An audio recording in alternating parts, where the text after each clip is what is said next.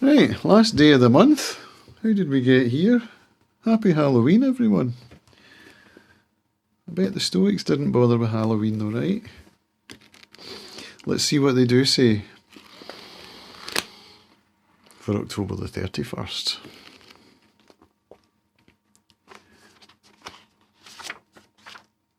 A short one today from Musonius Rufus Lectures. And it simply reads as follows.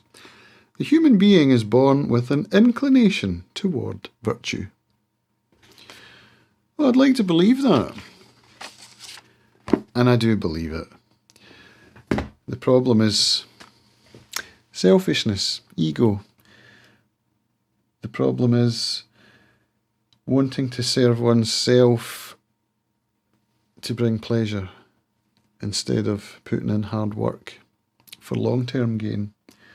There are all sorts of problems, but I think what it's saying is that if you strip away all of the problems that we deal with, which are unique to us all, and in some ways also not unique to us all, if we can strip it back, people are generally good.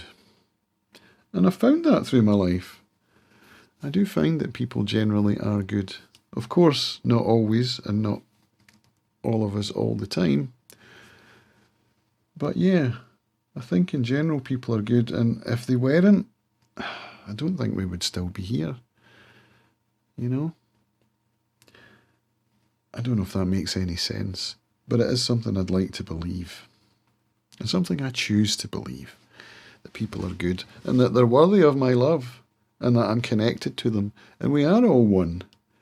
That's something I believe, that we are all connected through a higher power, through a universe, through some kind of source. We don't know. These are some of the questions that philosophy tries to answer. But I think with a felt sense of belonging to community, to humanity, I think we'll be all right.